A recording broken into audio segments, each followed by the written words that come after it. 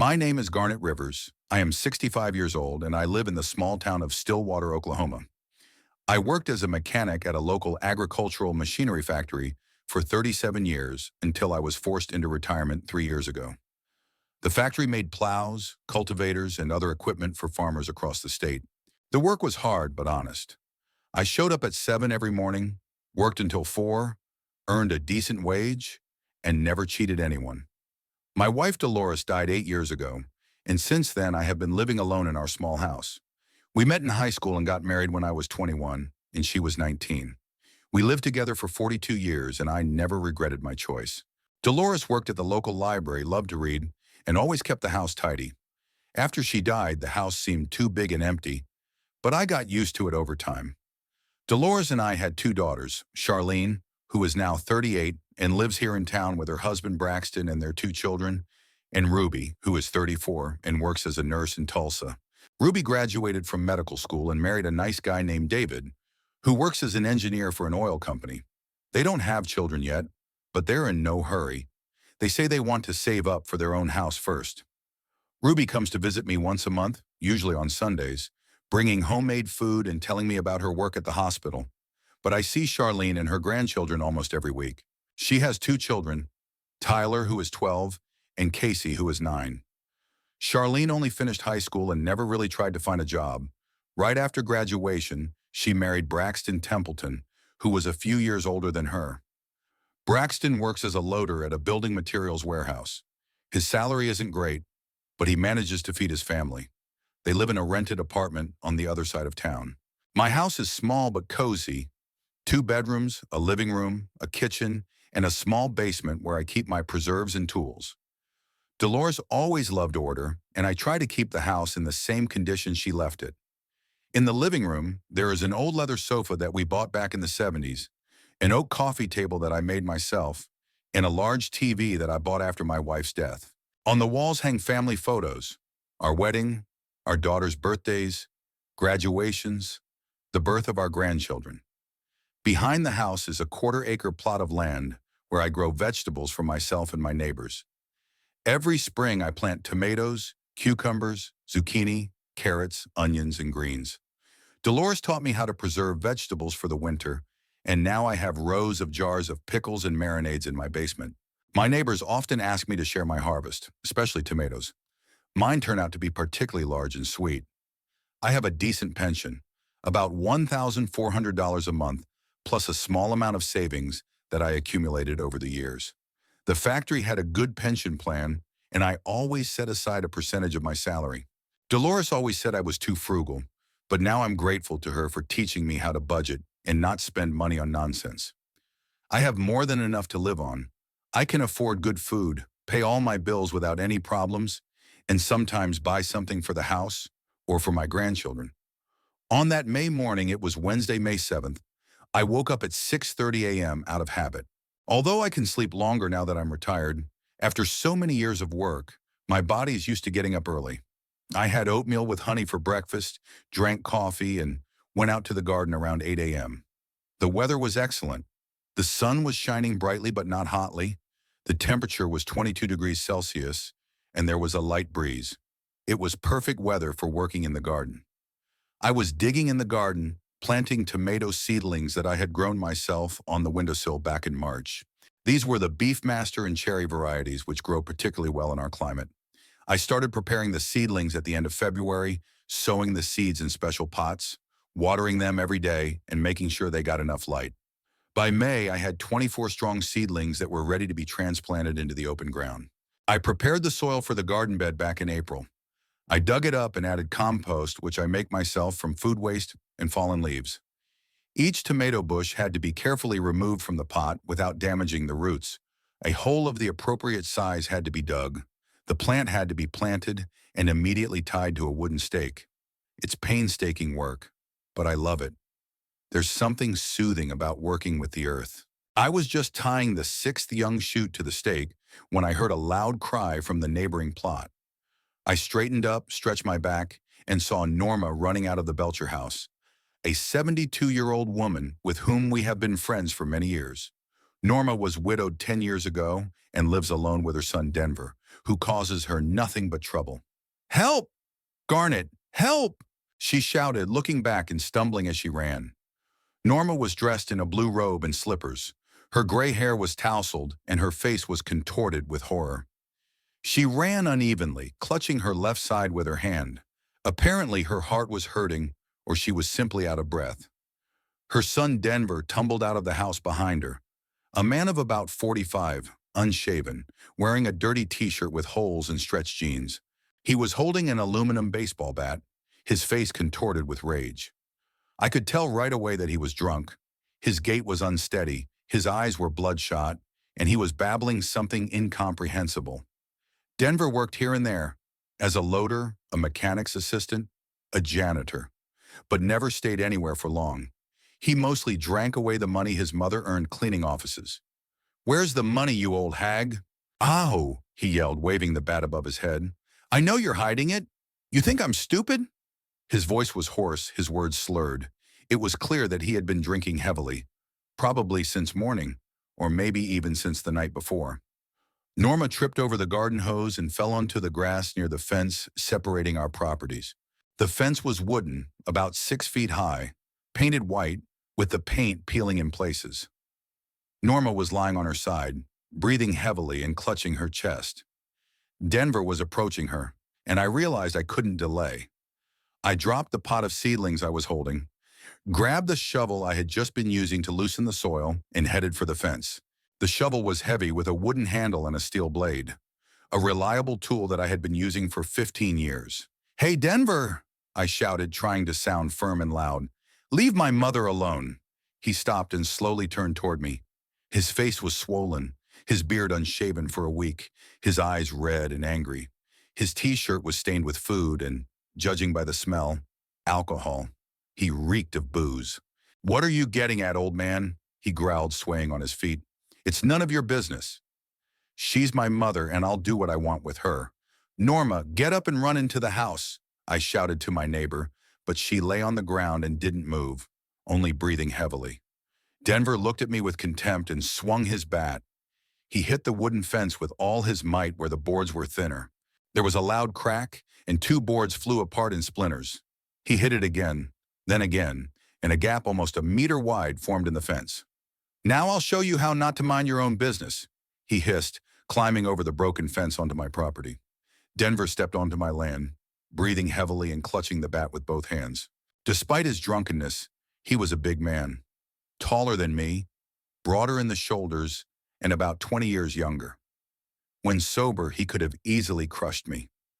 I gripped the shovel handle tighter and braced myself for a fight. In my youth, I had boxed in the army and even competed, but that was over 40 years ago. Now I was 65, and although I was in fairly good health, I didn't have the strength I used to. However, there was nowhere to retreat. Between us and the house was a garden bed with freshly planted tomatoes, and behind us was a shed. Denver staggered toward me, bat in hand.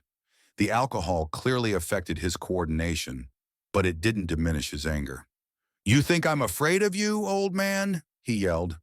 "I'll show you how to talk to old farts." He swung the bat, aiming for my head. I instinctively jumped to the side and the aluminum bat whizzed past my head, grazing the edge of my old baseball cap. I felt the wind from the blow on my skin, a little closer, and it would have hit me on the temple. While Denver was regaining his balance after his miss, I swung the shovel and hit him on the head with the flat side. I was aiming for his temple, but I hit him just above it, on the top of his head. It was a strong blow. After all, my hands are still strong from many years of working in a factory, and my anger gave me extra strength. Denver staggered, dropped the bat, which fell to the ground with a clang, and grabbed his head with both hands. "Fuck!" he groaned and fell to his knees. Blood from the wound on his head flowed between his fingers. I quickly jumped on him, twisted his arms behind his back, and pinned him to the ground, pressing my knee into his back. He tried to break free, cursing and threatening me with violence, but his strength had already left him, and I had no trouble keeping him on the ground. "Norma!" I shouted to my neighbor. "Call the police! Hurry!" Norma somehow got to her feet, dusted off her robe, and hobbled toward her house. She moved slowly, holding onto the fence, but it was clear that she wasn't seriously injured. She had just been scared and fallen. Denver lay beneath me and continued to curse, but more quietly now. His head must have been hurting because he groaned several times. The bleeding had stopped. The wound wasn't as serious as it had seemed at first. "Let me go, you old goat," he muttered. "I'll show you." "Lie still," I replied. "The police will be here soon, and you'll explain everything to them." 15 minutes later, a police car pulled up to the house and two officers got out. Sergeant Miller, whom I had known since I was a boy, and a young constable whose name I didn't remember. Miller was the son of our former neighbor and attended the same school as my daughters, only a few years younger. "What happened here, Mr. Rivers?" Miller asked as he approached us. I briefly recounted what had happened. The constable handcuffed Denver and helped him to his feet. He swayed and mumbled something incomprehensible, but he no longer resisted. "This isn't the first call about Denver Belcher," Sergeant Miller said.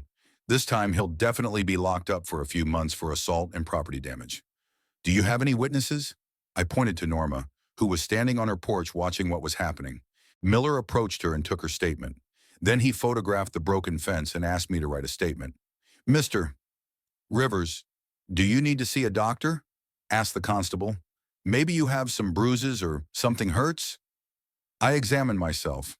There were no injuries, only a slight ache in my back from having to hold Denver down. "No, I'm fine," I replied, "but he should be taken to the hospital to have his head checked." They put Denver in the car and drove away. I was left alone on the property and began to assess the damage. The fence had been seriously damaged. 3 boards were completely broken, and 2 more were cracked. It could be repaired in a couple of hours if I went to the hardware store for new boards. Much worse was the fact that when Denver fell, he crushed 2 tomato bushes that I had been tending all spring. I picked up the broken pots and threw them in the trash. I carefully planted the remaining seedlings, finishing the job I had started.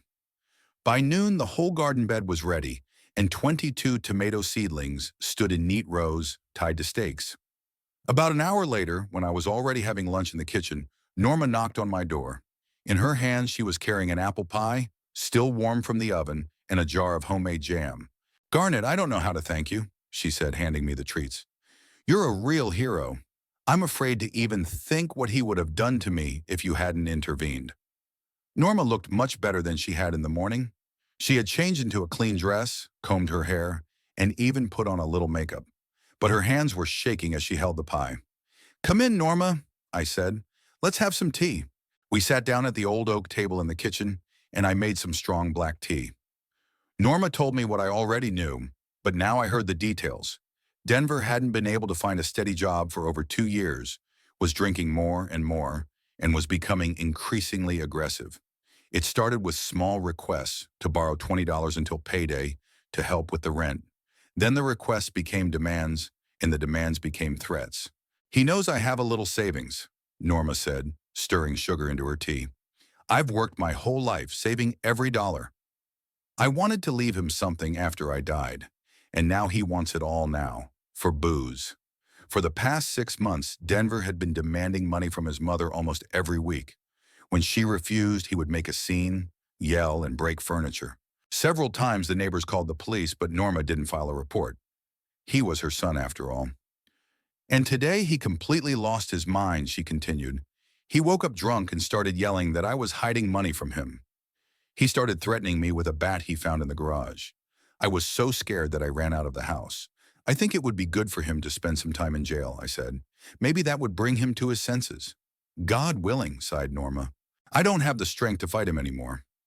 At his age, it's time for him to earn his own money, not extort it from his mother. His father was already a foreman at a factory at 45, had his own house, and was raising children. After my neighbor left, I ate a piece of pie for dinner. It was very tasty, with cinnamon and vanilla, and thought about how lucky I was with my children. Ruby became a nurse, lives her own life in Tulsa, never asked me for money, on the contrary. Sometimes she tries to help me financially, although I refuse. Charlene is married and raising 2 wonderful children, and although I don't always like Braxton, he's too hot-headed and likes to drink beer with his friends. He works honestly and supports his family as best he can. Of course, sometimes they ask for help buying clothes for their grandchildren for the new school year, or paying for unexpected expenses. car repairs, doctor's bills. But that's normal. That's what grandfathers are for.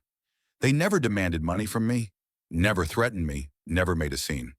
They always asked politely and thanked me for my help. In the evening, around 7 o'clock, Charlene's beat-up beige Honda Civic pulled up to the house. The car was old, about 10 years old, with a dent in the rear fender and suspicious noises coming from the engine. But it ran well. My grandchildren, 12-year-old Tyler and 9-year-old Casey, jumped out of the car. Tyler was almost as tall as me, thin with his mother's dark hair and a serious expression on his face. He was a quiet child who loved to read and was interested in baseball. He did well in school, especially in math and science. Casey was the complete opposite of her brother. Small, with her father's blonde hair, very lively and talkative. She took dance lessons, loved to draw, and could talk for hours about all sorts of nonsense. "Grandpa," Casey shouted, throwing her arms around my neck, "is it true that you beat up the bad uncle today?" Apparently, news travels fast in our small town. By evening, the whole neighborhood knew about the fight with Denver. "How do you know?" I asked, hugging my granddaughter and inhaling the scent of her strawberry-scented shampoo. "Miss Harper told Mom at the store," Tyler replied, approaching us more cautiously.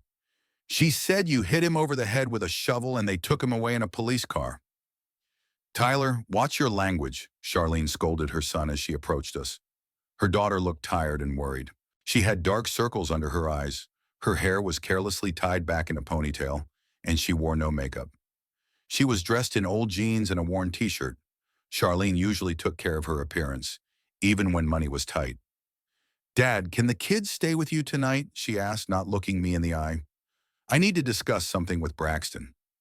Something important. I looked at my daughter more closely. Something in her voice alarmed me. She was speaking too quickly, nervously fiddling with the strap of her purse. But I didn't ask her in front of the children. "Of course," I replied. "There's always room for them here." Charlene kissed the children goodbye, told them to listen to their grandfather, and said she would pick them up tomorrow morning after breakfast. My grandchildren and I waved to her until the old Honda disappeared around the bend, sputtering exhaust fumes. "Grandpa, what's for dinner?" Casey asked when we got inside. "Mrs. Belcher's apple pie," I replied, "and I'll make you some eggs and bacon." The children were delighted and ran to wash their hands. I took the eggs and bacon out of the refrigerator and turned on the stove. While I was cooking, my grandchildren told me about school and their friends. Tyler was into baseball and dreamed of making the school team next year, but the coach said he needed to train more and build muscle. Casey took dance classes at a local studio and had recently performed in a school concert dressed as a butterfly. "You know, Grandpa," Casey chattered as she ate her eggs, "Mom cried all day today." She thought I couldn't see her, but I did. Tyler looked at his sister reproachfully. "Casey, you don't need to talk about that." "Why not?" the girl asked in surprise. "You're not a stranger."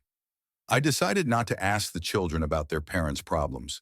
Whatever was going on between Charlene and Braxton would be cleared up tomorrow.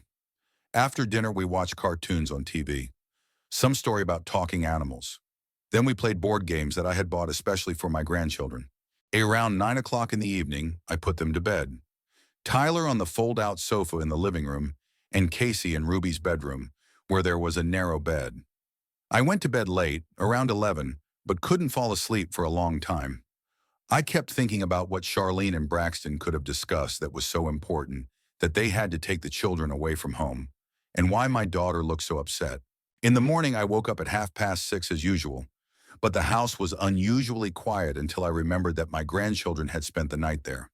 Tyler and Casey were still asleep, and I decided not to wake them up early. I made breakfast for 3, pancakes with maple syrup, which the kids loved, scrambled eggs, and fresh orange juice. When my grandchildren woke up around 8 in the morning, we had a quiet breakfast, and I packed their things. Casey was chattering away as usual, telling me about a dream she had in which she was flying on a rainbow unicorn, while Tyler was focused and silent. I noticed that the boy looked worried and asked several times if his mother was angry with him for something. "Grandpa, why was Mom so sad yesterday?" Casey asked as we drove to their house in my old Ford pickup truck. "I don't know, sweetie," I replied honestly. "She was probably just tired." Charlene's apartment was in an old 2-story house on Elm Street, a 20-minute drive from my house. The house was built in the 1950s and needed some repairs, but the rent was inexpensive. $400 a month for a two-room apartment on the first floor. Charlene and Braxton had a bedroom. The children slept on a pull-out sofa in the living room, and the kitchen was very small but functional. When we pulled up to the house, it was around 9 in the morning. I noticed that Braxton's car, an old red Chevrolet pickup truck, wasn't in the parking lot, but I figured he had already left for work. The workday at the warehouse started at 8 in the morning, so that made sense. The kids jumped out of the car and ran toward the house. I grabbed their backpacks and followed. At the door, I heard loud voices coming from inside the apartment. Someone was yelling, and it was definitely Braxton, so he hadn't gone to work. Tyler froze at the door, hesitating to go in. Casey also stopped, clinging to her brother.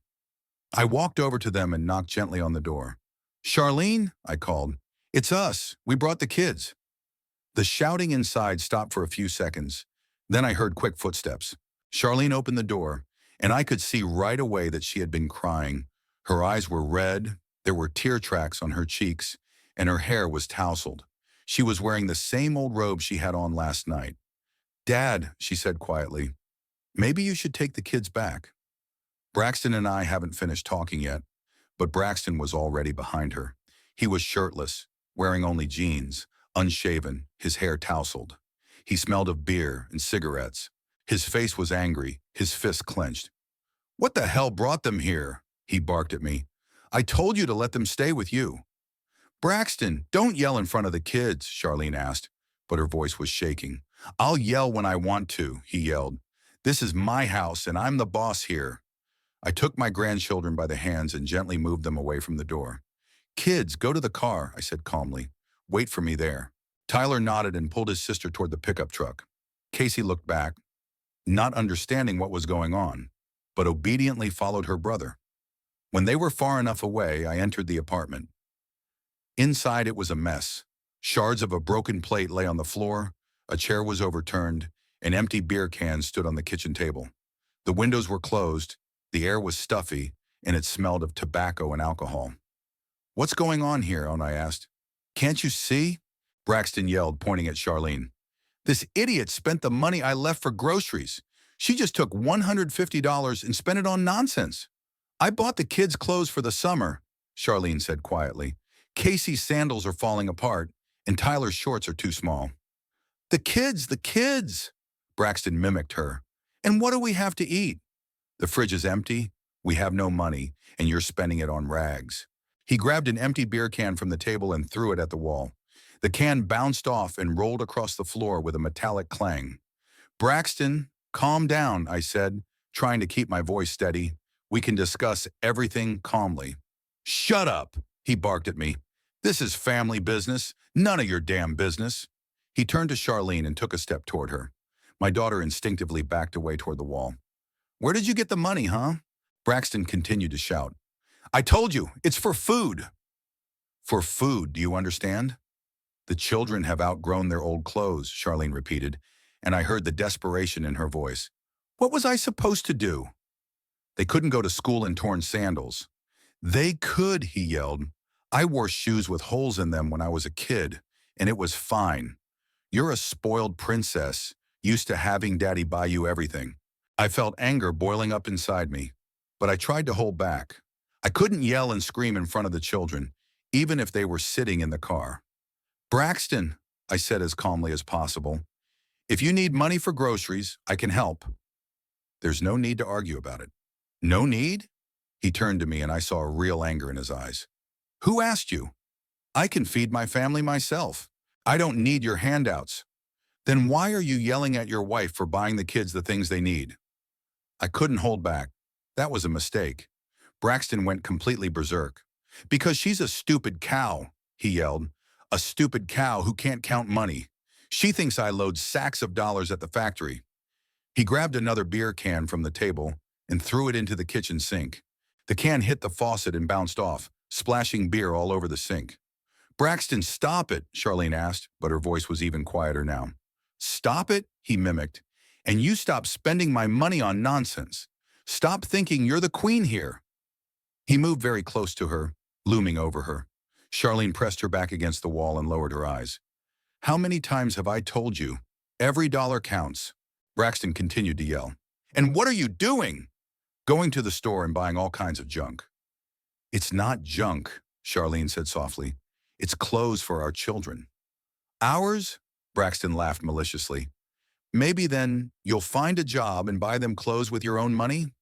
I am looking for a job, his daughter replied, but no one will hire me yet.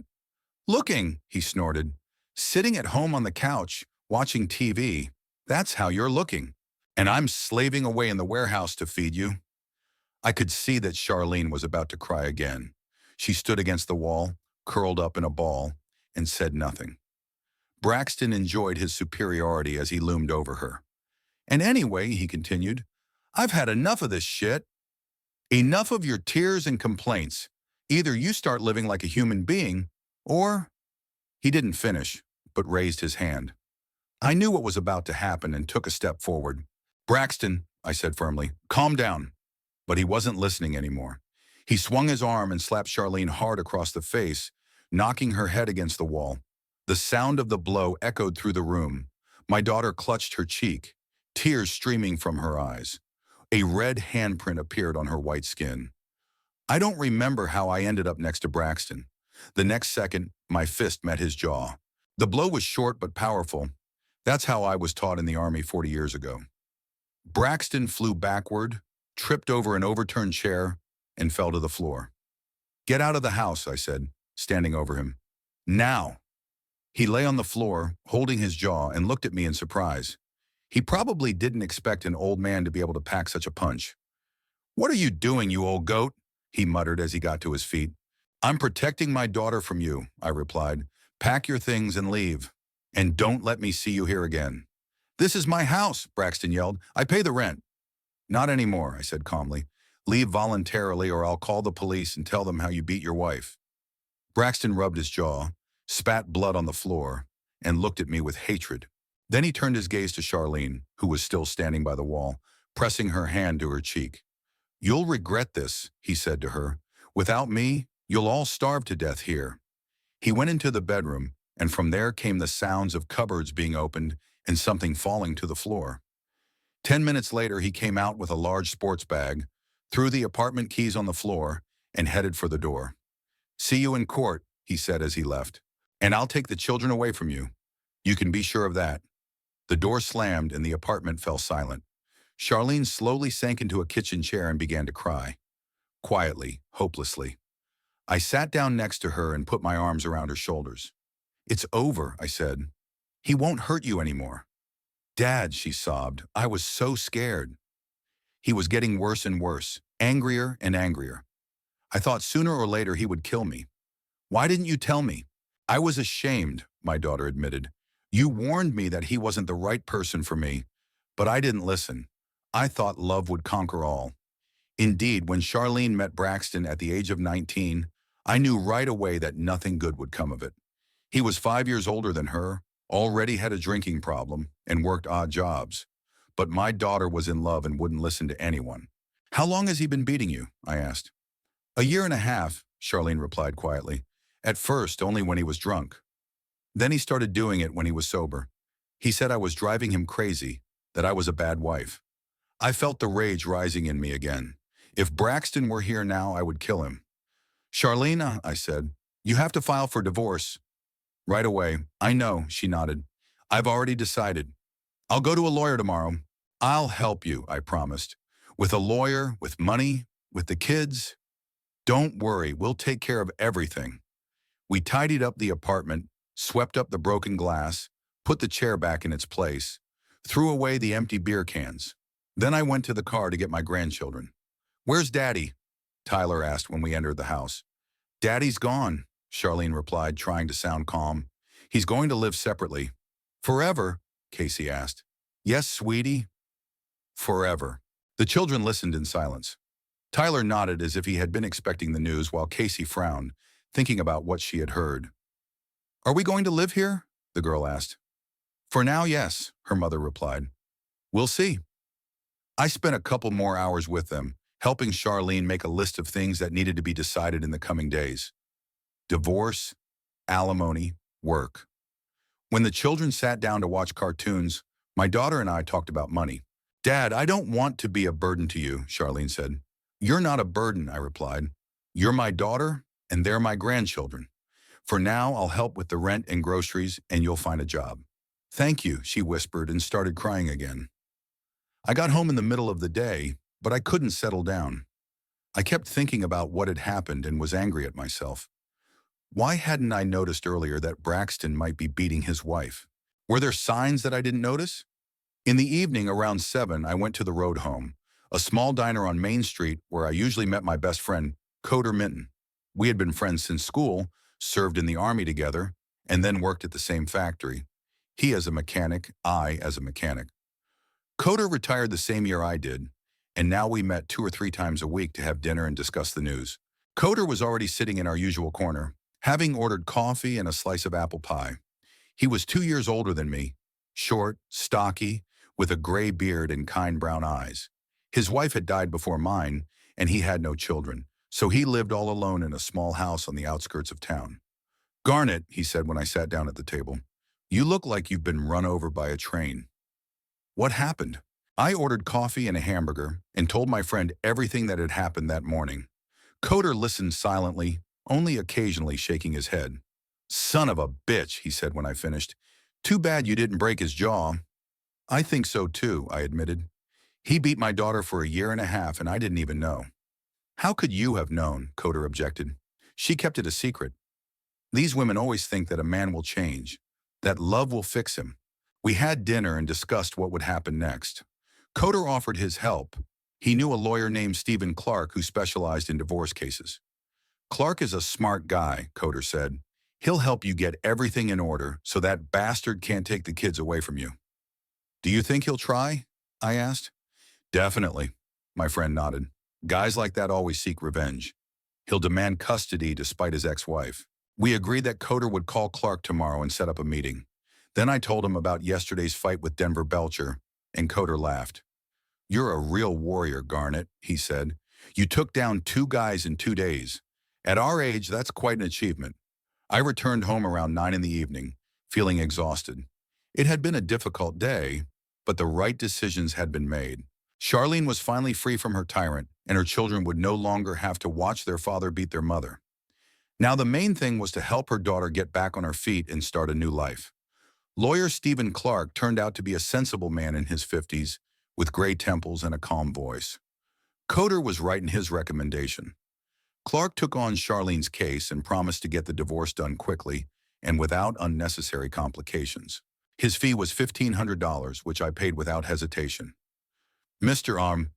Rivers, Clark said during our first meeting, your son-in-law has no real grounds for demanding custody of the children. His unstable job, alcohol problems, and incidents of domestic violence all work against him. But he may try to complicate the process out of revenge. That's exactly what happened. Braxton hired a cheap lawyer and demanded joint custody, claiming that Charlene was incapable of providing for the children without his help. He even filed a counterclaim, accusing his wife of turning the children against him and spending the family's money on unnecessary purchases. But Clark worked professionally. He gathered testimony from neighbors who had heard shouting and arguments coming from Charlene's apartment, obtained a doctor's note about the bruises that his daughter had hidden under makeup, and presented the court with a complete picture of what was happening in the family. Braxton failed to appear at several hearings because he was drunk, and once caused a scene right in the courtroom. The divorce was finalized 2 months later, in early August. Charlene was granted full custody of the children, and Braxton was given the right to see them on weekends under my supervision. The court awarded child support of $300 a month, but I knew right away that my daughter would hardly ever see that money. After the divorce, Braxton drank himself into oblivion, lost his job at the warehouse, and scraped by on odd jobs. All this time, I supported Charlene and my grandchildren entirely on my own. The rent for the apartment was $400 a month, utilities were about $150, and groceries were $300 to $400 a month. Plus, there were clothes for the children, school supplies, and medical expenses. In total, it came to about $1,000 a month, but that wasn't critical for my budget. My pension was $1,400 a month, plus I had savings. about $30,000 in my bank account. I had been saving this money my whole life for a rainy day, and now that day had come. Dolores always said that money should work for the family, not sit dead in the bank.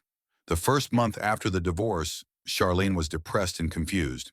She hardly left the house, cried a lot, and often sat by the window staring into space. I understood that she needed time to recover from everything she had been through. Divorce, even from a husband like Braxton, is stressful. You can't erase 13 years of living together from your memory in a single day. I helped as best I could. Every morning, I took my grandchildren to school in my pickup truck, and in the afternoon, I picked them up and took them home. I bought them new backpacks, notebooks, pencils, everything they needed for the new school year. Tyler started 7th grade and Casey started 4th grade.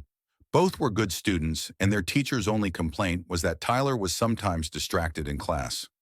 The boy is upset about his parents' divorce, his homeroom teacher, Mrs. Davis, explained to me. It's a normal reaction. The main thing is to provide stability at home. I provided stability. Every weekend, my grandchildren stayed with me, and we went to the movies, went fishing, and played baseball in the yard. I bought Casey new dance shoes and Tyler a baseball glove he had been dreaming about for a long time. The children gradually returned to normal, getting used to their new life without their father. Charlene, however, was recovering more slowly. She was really depressed for the first few weeks, but by the end of August, her mood had improved. She started spending more time in front of the mirror, paying attention to her appearance, and even made an appointment with a hairdresser. "Dad," she said to me one day in early September, "I want to find a job, but first I need to get myself in order. I've really let myself go over the years. It was a sensible decision. Indeed, the years of living with Braxton had left their mark on my daughter. She had lost weight, aged, and stopped caring about her appearance. If she wanted to find a normal job, she had to look the part. I gave her $200 to update her wardrobe and buy cosmetics. Charlene bought 2 blouses, a skirt, shoes, and went to a beauty salon. She came back transformed, with a new haircut, manicure, and makeup. She looked 10 years younger. "What do you think?" she asked, twirling in front of the mirror in the hallway. "Very beautiful," I replied honestly. "Now you can look for a job." But the job search dragged on. Charlene went to several interviews, at stores, offices, even the local hospital for a position as a registrar. But everywhere they required work experience or special education, which she did not have. "Dad," she complained, "everywhere wants people with degrees, and I only have a high school diploma." "Then go study," I suggested. "The community college has courses for accountants and secretaries." "That's 2 years of study," Charlene sighed. "Who's going to feed the children?" "I will," I replied. "The main thing is that you have a profession." But my daughter was in no hurry to enroll in the courses. Instead, she spent more and more time in the city, meeting with friends and going shopping. Every week, something new appeared. Face cream, new lipstick, another blouse. In October, I noticed that Charlene's expenses had increased. She used to ask for $200 or $300 a month for personal needs, but now she needed $400 or $500. She gave various explanations. The children needed winter clothes, her hairdryer had broken, she had run out of shampoo. "Dad, I found a great anti-wrinkle cream," she said one day, showing me a small jar. "It only costs $80, but it works wonders." $80 for a cream seemed a bit expensive to me, but I kept quiet. Women need to look good, especially when they're looking for a job. In November, Charlene joined a gym. "I need to get in shape," she explained. "I've gained 10 kilograms over the years of marriage." The gym membership cost $70 a month, plus sportswear and sneakers, another $150. Then she needed a massage to recover after training, $50 per session. "Charlene," I said to her at the end of November, "maybe it's time to start looking for a job seriously, or sign up for some classes." "Dad," she replied, "I'm not ready psychologically yet. I need time to fully recover from everything I've been through. Divorce is a serious trauma." She meant it sincerely, and I couldn't disagree with her. Indeed, 13 years of living with a tyrant do not pass without a trace. But I was beginning to worry about how easily my daughter was spending my money. In December, the situation worsened. Charlene met a group of women at the gym who regularly met at a cafe after their workouts. These meetings also cost money: coffee, desserts, sometimes lunches. Plus, my daughter started going to the beauty salon more often. Manicures, pedicures, styling. Dad, I need to maintain my social connections, she explained. Maybe through these women I'll find a job. One of them works at a bank, another at an insurance company. It sounded logical, but my daughter never found a job through her new acquaintances. Instead, her expenses continued to grow. By Christmas, Charlene was spending about $700 a month on personal needs, not counting rent, utilities, and groceries. Maybe you should try working as a salesperson, I suggested in January. No experience is required and the salary is small, but it's something. Dad, Charlene sighed, I can't work for minimum wage. You can't support two children on $700 a month. But it's better than earning nothing at all, I argued. Why should I work for pennies when you can help? She asked in surprise. I'd rather find something decent. That answer alarmed me. There was a tone in my daughter's voice that I didn't like. She spoke as if my help was something to be taken for granted, rather than temporary support in a difficult situation. In February, Charlene went to her first job interview in 6 months, at a local real estate company. But a day later, it became clear that the job wasn't right for her. Instead, that same month, she signed up for a course of skin rejuvenation treatments with a cosmetologist. 12 sessions at $80 each. I'm 38 years old, my daughter explained. If I want to find a good job, I have to look young and attractive. By spring, I realized that something was wrong. In the 8 months since the divorce, I had spent about $9,000 on Charlene and my grandchildren. It was a considerable amount, and most importantly, I saw no progress in her job search. My daughter had transformed into a well-groomed, beautiful woman who went to the gym every day, regularly visited the beauty salon, and met her friends in cafes. But she had no intention of working. Charlene, I said to her in March, it's been 8 months. Maybe it's time to take any job and then look for something better. Dad, she replied in a tone that sounded irritated, I can't just work anywhere. I have children and a reputation. I'll find something suitable. I just need a little more time. How much time? I asked bluntly. I don't know, my daughter shrugged, until I find it. That same evening, I met with Coder at our usual diner and told him about my doubts. Garnet, my friend said, I think your daughter is too comfortable. Why should she work when her dad pays for everything? But she is looking for a job, I objected. She goes to interviews. She goes just for show, Coder shook his head. A real mother of two children would go to work as a saleswoman, a waitress, a cleaner, anything to avoid living off her father. My friend's words hurt me because deep down I thought the same thing, but admitting it to myself was painful. It turned out that my daughter was taking advantage of my kindness and had no intention of becoming independent. What should I do? I asked. Give her an ultimatum, Coder replied. Give her a month to find a job, any job. And if she doesn't find one, stop financial support. What about the children? I asked. What are they guilty of? The children won't go missing, my friend said confidently. When their mother realizes that the free ride is over, she'll quickly find a way to feed them. I drove home deep in thought. On the one hand, Coder was right. Charlene had become too relaxed over the past few months. On the other hand, she was still my daughter, and my grandchildren were my flesh and blood. How could I leave them without help? But the numbers spoke for themselves. In the 8 months since her divorce, my daughter hadn't earned a dollar, but she had spent almost $9,000 of my dollars, and she was spending more and more. If in August she needed $1,000 a month, now she needed $1,500. My savings were dwindling. Of the $30,000, just over $20,000 remained. At this rate, in a year I would have to go into debt or sell the house. That evening, I sat in Dolores's chair for a long time and thought about what my wife would have done in this situation. Dolores was a wise woman. She would have found the right solution. She would probably have talked to our daughter frankly, without beating around the bush, and explained to her that help should be temporary, not permanent. But I wasn't ready for that conversation yet. I still hoped that Charlene would understand and find a job on her own. Maybe she really did need a little more time. The next 3 months followed the same pattern. Charlene continued to live off my money, showing little enthusiasm in her search for work. Sometimes she mentioned that she had called some company or sent out a resume, but it rarely led to actual interviews. On the other hand, her expenses grew steadily.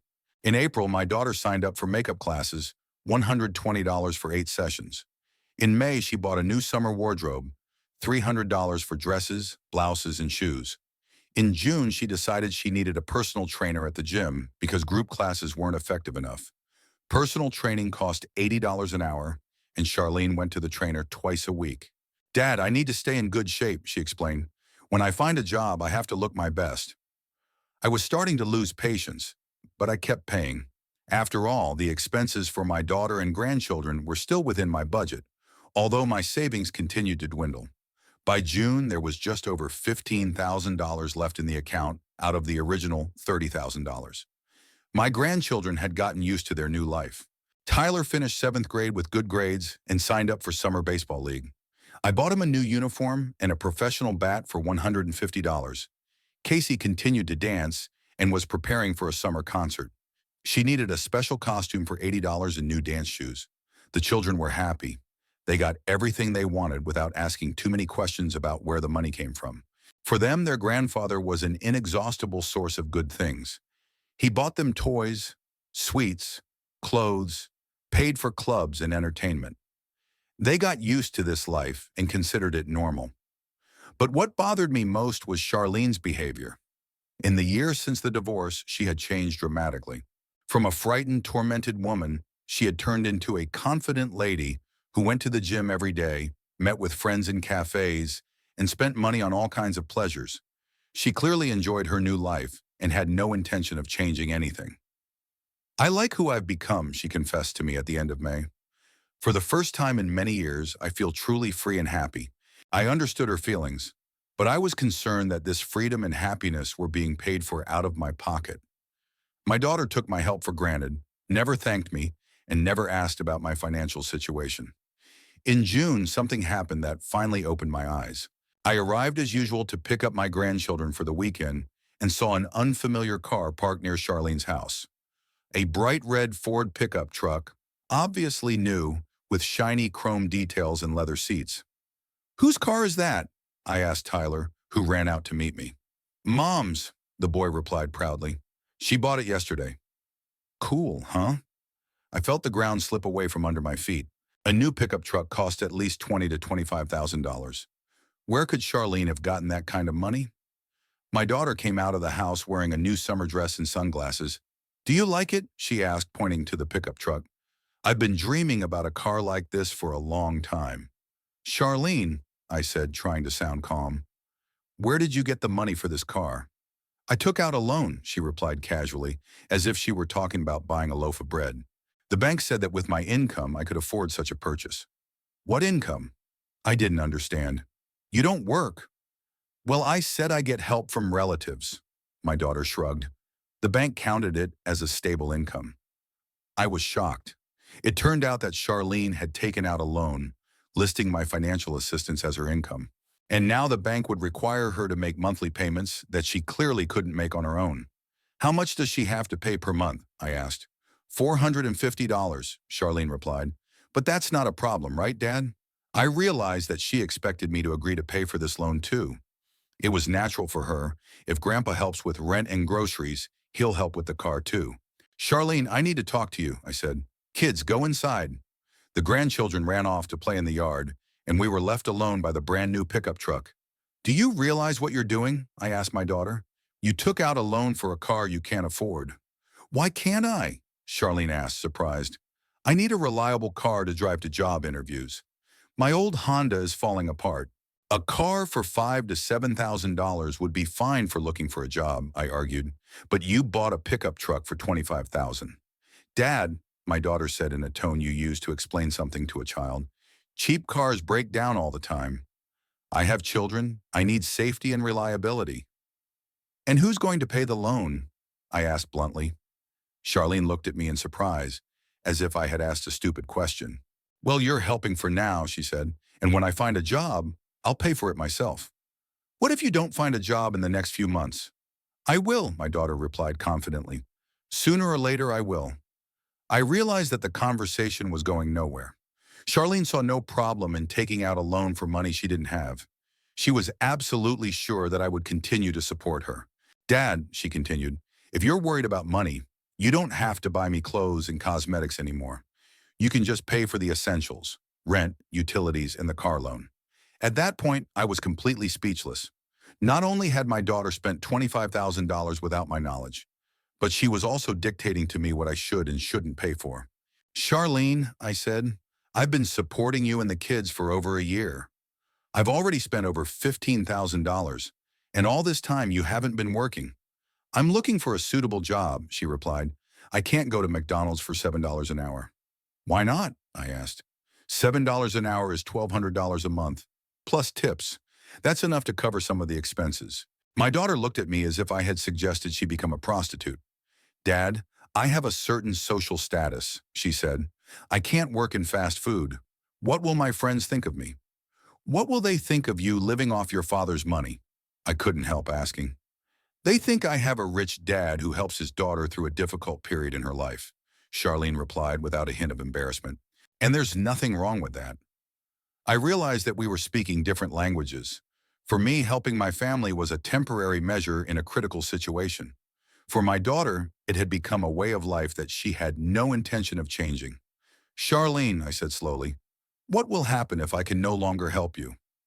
My daughter's expression changed. Her carefree attitude disappeared, and her eyes became cold. What do you mean? She asked. My savings are not infinite, I explained. In 1 year, I spent half of the money I had saved my entire life on you. Dad, Charlene said, a steely note creeping into her voice, you understand that the children are used to a certain standard of living, don't you? They go to a good school, play sports, take dance lessons, and have everything they need. Yes, I understand, I nodded. And you don't want your grandchildren to suffer because of a lack of money, do you? Of course not. Then what's the problem? Charlene smiled, but it was a cold smile. You'll help us, and I'll look for a job. When I find one, I'll start paying myself. And if you don't find one?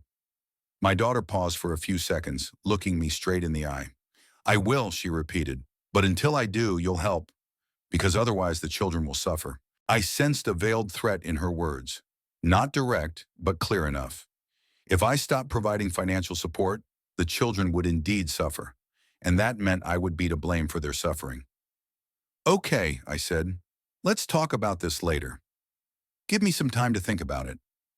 Sure, Dad, Charlene agreed, and the carefree tone returned to her voice. Just don't think about it too long. The first loan payment is due next month. I picked up my grandchildren and drove home, but I couldn't get over what I had heard the whole way. My daughter, whom I had raised, loved, and protected, was essentially blackmailing me, using the children as leverage. Over the weekend, I tried not to let my grandchildren see how I was feeling.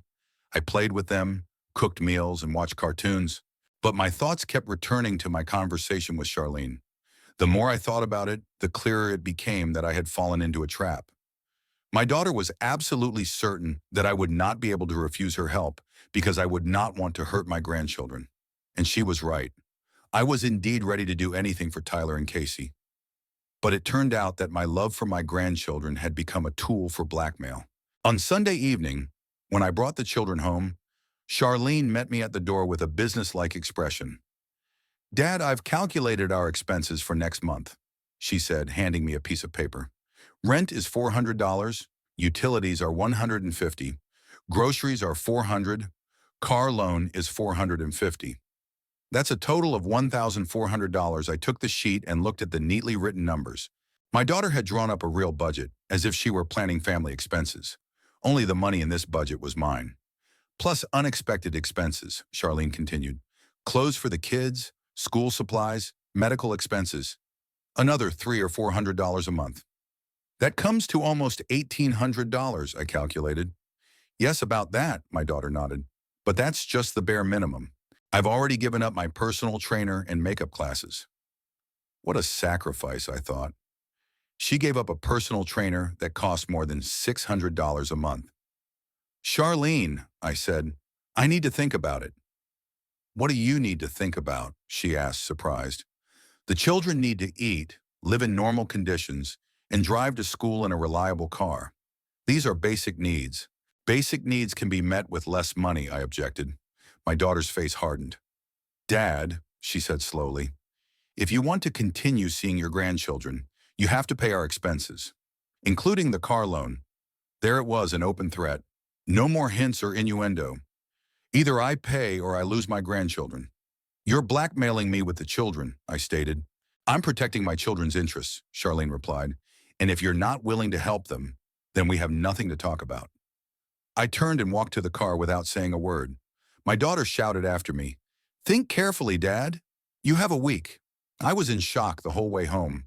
In a year, my daughter had become a completely different person. From a grateful woman who asked for help in a difficult situation, she had become a brazen egoist who considered my money to be hers by right. At home, I sat in my chair for a long time, trying to understand where I had gone wrong. When did this transformation begin? Maybe I was too generous or too soft? Did I give her money without any conditions or demands?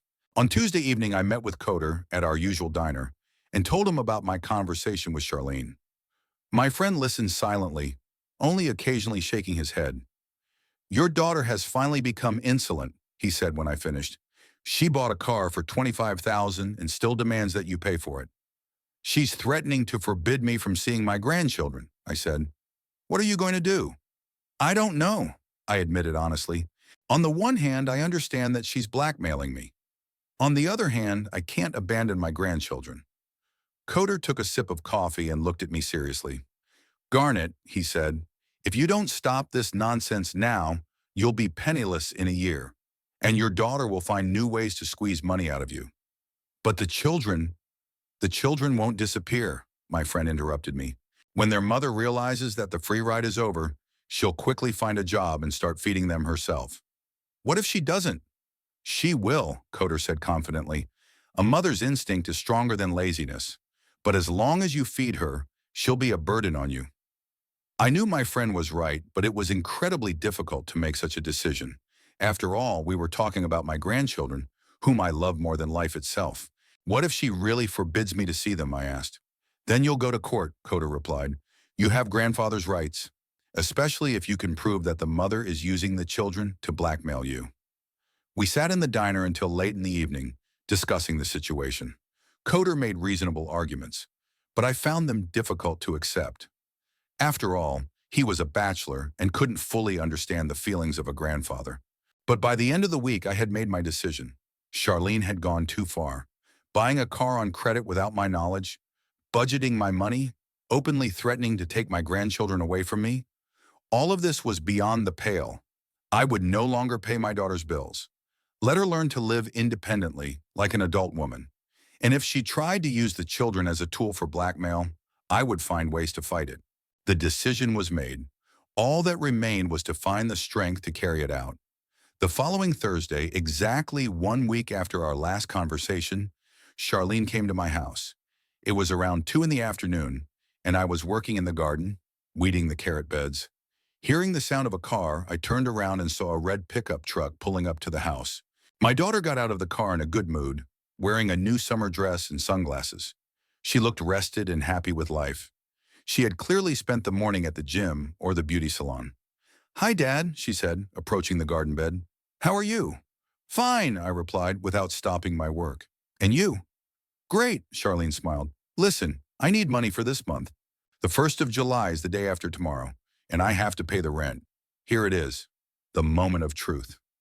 I stuck the hoe in the ground and straightened up, looking my daughter in the face. "Charlene," I said calmly, "I'm not going to help you with money anymore." The smile on her face slowly faded. "What did you say?" she asked. "I said I won't be paying your bills anymore," I repeated. "No rent, no utilities, no car loan, nothing." Charlene took off her sunglasses and looked at me in confusion. "Dad, is this some kind of joke?"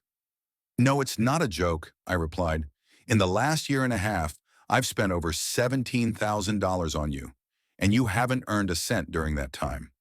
"But I'm looking for a job," my daughter objected. "You've been looking for over a year," I said, "and you're spending more and more money. You're buying a $25,000 car, going to the gym, going to beauty salons, meeting your friends at cafes. I need to maintain a certain standard to find a good job." "You can find a good job without a $25,000 car," I replied. "You can work as a salesperson, a waitress, a cleaner. Any honest job is better than living off other people's money." Charlene's face turned red with anger. "I won't work as a cleaner," she shouted. "I have children, a reputation." Then look for another job, I said calmly. But look seriously, not just for show, and live on what you earn yourself. My daughter stood in front of me, her fists clenched, and I could see she was trying to contain her rage. Dad, she said through clenched teeth, you can't just take us and leave us like that. I have children. I'm not abandoning my children, I replied. Tyler and Casey can always come to my house to eat and sleep if they need to. But I'm not going to support a healthy adult woman who doesn't want to work anymore. How am I going to pay rent? Charlene asked. Find a job and pay, I said. Or sell your car and pay with that money while you look for a job. Sell my car. My daughter's voice rose to a scream. Are you crazy? I need a car. You need a car you can afford, I replied, not a $25,000 pickup truck.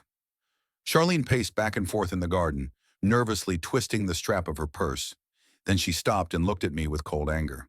Fine, she said slowly. If you don't want to help your grandchildren, you won't see them anymore. That's your decision, I replied, though my heart ached. My decision? Snorted my daughter. You're abandoning them. You're abandoning your grandchildren for money. I'm not abandoning my grandchildren, I repeated. I refuse to support their mother, who doesn't want to work. We can't survive without your money, Charlene shouted. The children will go hungry. Then go to work, I said. The city is full of job openings. A waitress in a diner makes $1,200 a month plus tips. A salesperson in a store makes $1,000. That's enough for rent and groceries. You can't live on that kind of money? Yes, you can, I replied. Millions of people in this country live on salaries like that. And they're fine. They survive. My daughter stood in front of me, her face contorted with anger. I saw hatred in her eyes, real, undisguised hatred. You'll regret this, she hissed.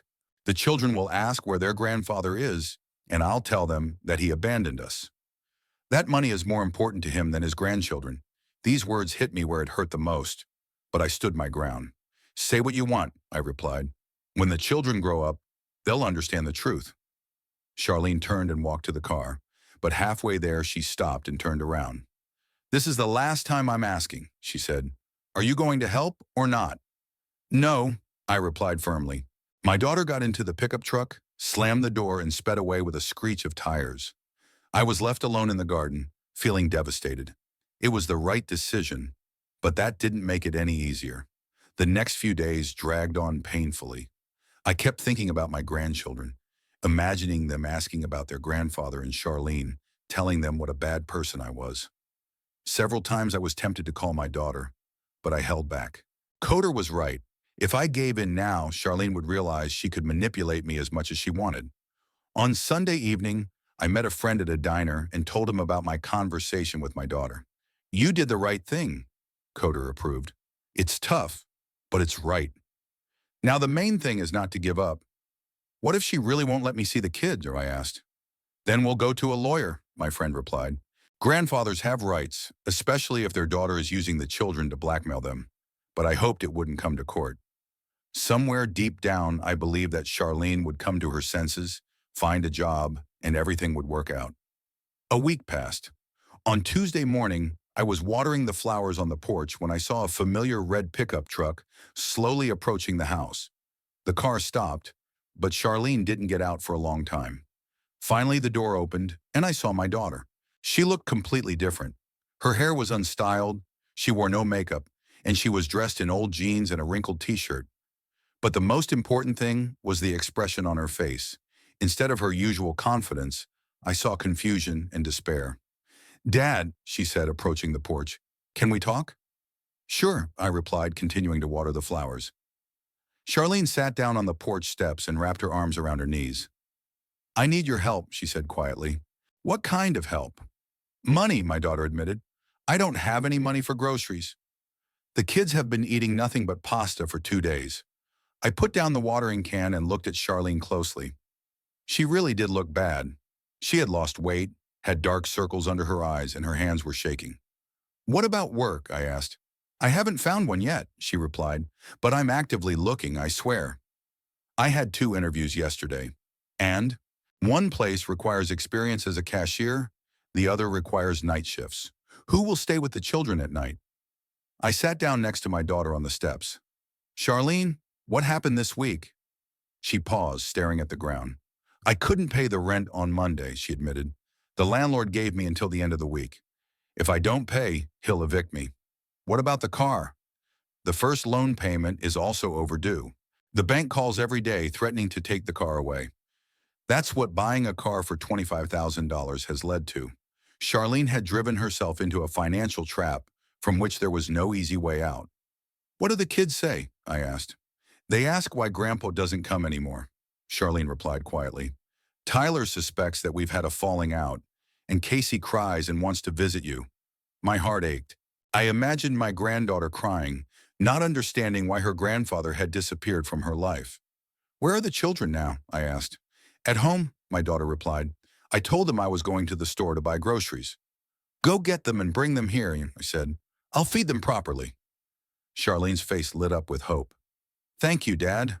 I knew you wouldn't abandon your grandchildren. I will never abandon my grandchildren, I confirmed. But that doesn't mean I'm going to support you. My daughter's expression changed. So you will help after all? I'll feed the children, I replied. If they're hungry, they can always come to me to eat. But I won't give you any money. Dad, but how will I pay the rent? Find a job, I said. Any job. But I don't have time to look, Charlotte exclaimed. We have to pay the rent urgently or they'll evict us. Then sell something, I suggested. Jewelry, clothes, appliances. That's pennies, my daughter dismissed. Pennies are better than nothing. Charlene sat for a few more minutes, trying to find arguments that would make me change my mind. But I was adamant. Okay, she said finally. I'll go get the kids. Half an hour later, the red pickup truck returned. Tyler and Casey jumped out of the car, and I saw how much they had changed in a week. Tyler had become serious and quiet, and Casey looked sad and confused. Grandpa, the girl cried and threw herself into my arms. I missed you so much. I missed you too, sweetheart, I replied, hugging my granddaughter.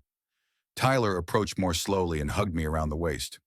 Grandpa, he asked quietly, are you mad at us? No, son, I replied. I'm never mad at you.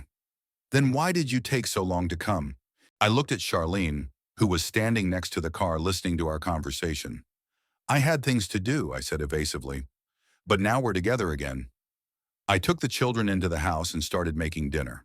In the refrigerator, there were cutlets I had prepared the day before, potatoes and fresh vegetables. The children ate so eagerly that it became clear that they had not been fed well at home. Grandpa, Casey said, eating her second cutlet, can I stay with you? I like your food. Of course you can, I replied. Come whenever you want. After lunch, the children played in the yard while Charlene and I sat in the kitchen and continued our conversation. Dad, my daughter said, I've applied for unemployment benefits. But they won't pay out for another month, and it's only $200 a week. That's better than nothing, I said. Charlene paused, looking out the window at the children playing. I realize I was wrong, she said finally. I got too carried away with spending and stopped thinking about the future. You realize that now that the money is gone, I said. Yes, I do, my daughter agreed, and I'm ready to make amends. I'll find a job and live within my means. Then go and look for one, I said. Go to the shops, cafes, and offices today. Ask everywhere. Sooner or later, someone will agree to hire you. What if they don't?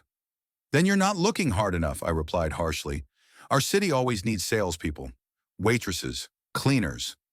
But I told you I can't work as a cleaner. You can, I objected. You just don't want to. And now you have no choice.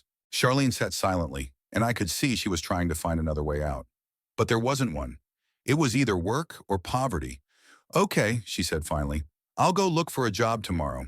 Any job, not tomorrow, today, I corrected her. Right now. But it's already evening. Cafes and restaurants are open in the evening. Go there and ask. My daughter realized that I wasn't going to back down. She said goodbye to the children and left to look for a job. My grandchildren stayed with me for the night. In the evening, while we were watching cartoons, Tyler asked, Grandpa, Mom says we don't have any money. Is that true? Yes, I replied honestly. Mom doesn't have a job right now, so we don't have much money. Why isn't she working? She's looking for a suitable job, I said. She'll find one soon. Are we going to starve? Casey asked fearfully. No, I assured the children. If there's nothing to eat at home, come to my place. I'll always feed you. The next morning, Charlene came to pick up the children for school. She looked even worse than yesterday. It was obvious she hadn't slept well. "How's the job search going?" I asked. "I went to 4 places," my daughter replied. "Everywhere they say they'll think about it and call me back." "Then keep looking." "Dad," Charlene said pleadingly, "give me enough money to pay the rent. I promise I'll find a job and pay you back." I looked at my daughter for a long time. Standing before me was a tired, frightened woman who had finally understood what real problems were. But she couldn't give up. "No," I replied. "Figure it out yourself. Sell your car, your things, borrow from your friends. But you have to work yourself." Charlene began to cry quietly, hopelessly. "What am I supposed to do?" she asked through her tears. "What all normal people do," I replied. "Work to feed your children." My daughter wiped her tears and nodded. "Okay," she said. "I'll find a job." Any job. She took the children to school, and I stayed home with a heavy heart, but with the firm conviction that I was doing the right thing. Charlene had to learn to live on her own, and the sooner that happened, the better for everyone.